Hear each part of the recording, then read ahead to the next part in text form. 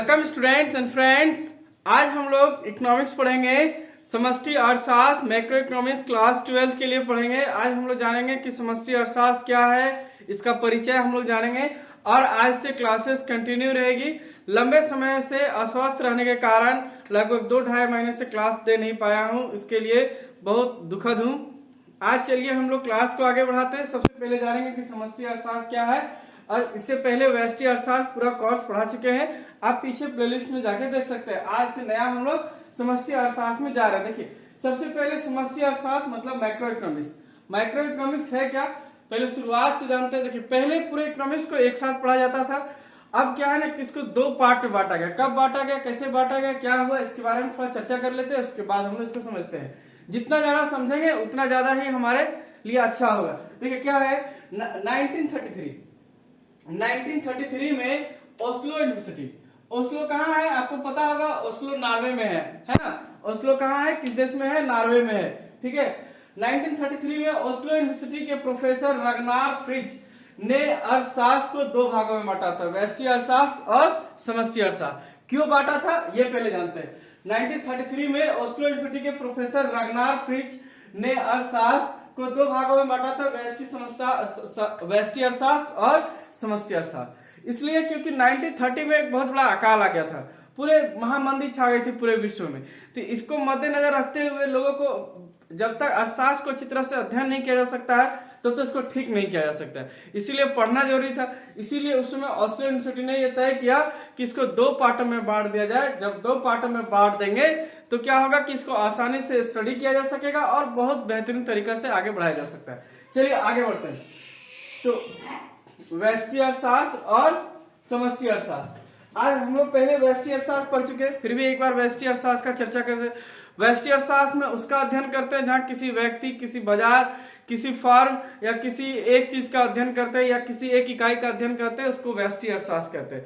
समष्टि अर्थशास्त्र बिल्कुल वैसा नहीं होगा, यहाँ थोड़ा बड़ा होगा। समष्टि अर्थशास्त्र में क्या होता है पढ़ते हैं पहले। समष्टि अर्थशास्त्र मैक्रो है ना, मैक्रो देखो, मैक्रो इकोनॉमिक्स होता है तो सिर्फ मैक्रो शब्द लिखे। मैक्रो ग्रीक भाषा मैक्रो से लिया गया, किससे लिया गया, मैक्रो ग्रीक भाषा मैक्रो से लिया गया है, जिसका अर्थ बड़ा है। जिसका अर्थ क्या है, बड़ा है। ये हम पहले बता देते कि बड़ा है मतलब कि हम लोग व्यष्टि जो पढ़े वो छोटा था, अब मैक्रो जो पढ़ रहे वो क्या है, बड़ा है। चलिए आगे बढ़ते हैं।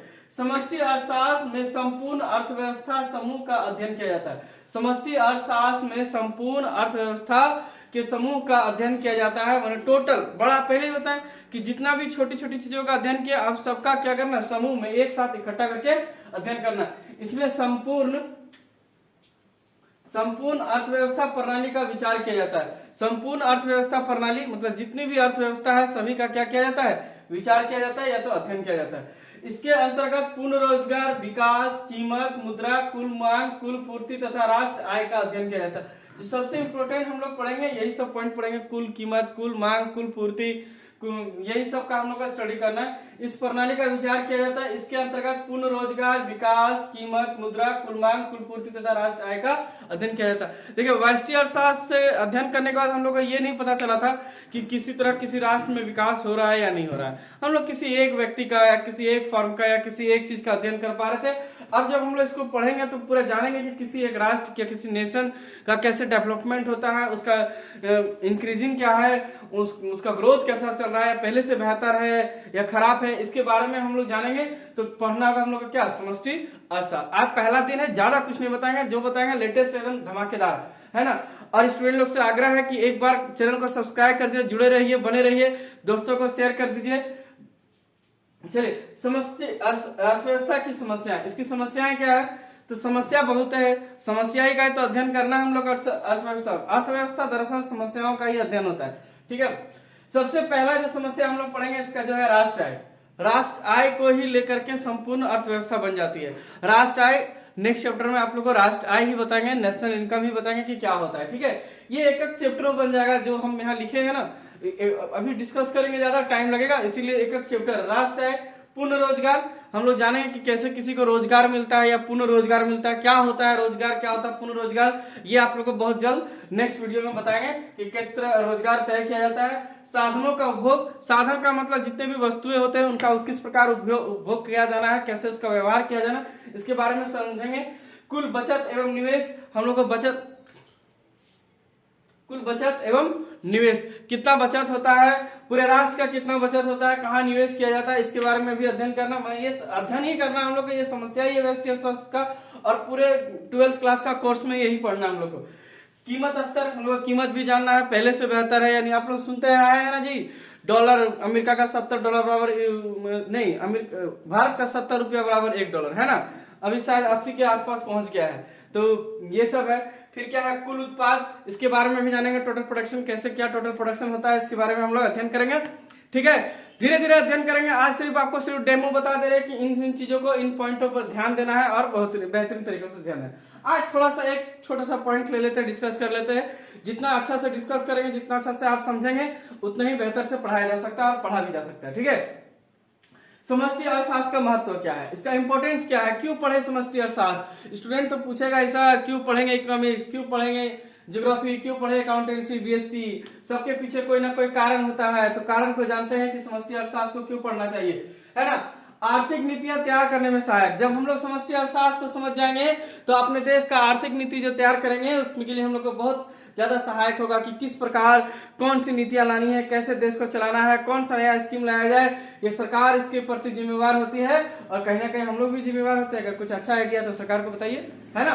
तो आर्थिक नीतियां तैयार करने में सहायक, जरूरी नहीं है कि सरकार अकेले सोचता है, कई बार कई आदमी लोग का भी विचार मिला लिया जाता है। अर्थव्यवस्था में होने वाली परिवर्तन का अध्ययन करने में सहायक, इस समष्टि अर्थशास्त्र का जैसे हम लोग स्टडी करेंगे, हम लोग जान पाएंगे कि किस कंट्री में कितना डेवलप हो रहा है, डेवलपमेंट कितना हो रहा है, पहले से ज्यादा हो रहा है, कम हो रहा है, ग्रोथ हो रहा है या बिगड़ रहा है, कैसा हो रहा है, इसके बारे में हम लोग जानेंगे। तुलना करने में सहायक, हम लोग एक दूसरे से कंपेयर कर सकेंगे। इंडिया को अमेरिका से कंपेयर करते हैं, पाकिस्तान से, चीन से, बांग्लादेश से कंपेयर करते हैं कि इकोनॉमिकल डेवलपमेंट कैसा चल रहा है, पहले से बेहतर है, नहीं है, अच्छा है, खराब है। चीन से तो हम लोग पीछे है, अमेरिका से पीछे है, हम लोग का टेक्नोलॉजी खराब है, बेहतर है, जो भी कुछ है आपको इसको अध्ययन करते करते इकोनॉमिक्स के बारे में पता चल जाएगा। इसीलिए ये इसका इंपॉर्टेंट है कि हम लोग को इसीलिए समष्टि अर्थशास्त्र पढ़ना चाहिए ताकि हम लोग तुलना कर सके। और नेक्स्ट पॉइंट है 4 नंबर, आर्थिक विकास की माप। हम लोग आर्थिक विकास का माप करेंगे, जिसको आप लोग कहते हैं जीडीपी, जीएनपी, एनएनपी, ये नाम आप सुने होंगे। क्लास 12th में ये सारा समस्या समाधान हो जाएगा कि जीडीपी क्या होता है सर, एनएनपी क्या होता है, सबका हम लोग जान पाएंगे, जीएनपी क्या होता है, सबके बारे में जानेंगे कि हम लोग का देश का विकास का माप है जीडीपी। तो अभी तो पता ही नहीं है, अभी तो खाली टीवी में सुनते हैं कि जीडीपी बढ़ गया, घट गया, ये हुआ वो। अब हम लोग जानेंगे ओरिजिनल में जीडीपी क्या होता है। तो विकास की माप, कैसे विकास हो रहा है देश में, पहले से डेवलप हो रहा है या नहीं हो रहा है, इसका जानकारी हम लोग को किससे होगा, समष्टि अर्थशास्त्र को जब अध्ययन कर लेंगे उसके बाद। ठीक है, नेक्स्ट है कल्याण का अनुमान। कल्याण हो रहा है कि नहीं हो रहा। देखिए, जब विकास होगा तो विकास के साथ साथ कल्याण भी होना चाहिए, माने आपका भला होना चाहिए। कल्याण इसी को कहते हैं ना जी, हाँ इसी को कहते हैं। तो कल्याण का अनुमान करना चाहिए कि कल्याण का अनुमान कैसे लगेगा या क्या करने से कल्याण हो जाएगा, इस सब का अध्ययन हो जाएगा कब, जब समष्टि अर्थशास्त्र का अध्ययन कर लेंगे तो हम लोग को पता चल जाएगा कि क्या क्या हो रहा है देश में।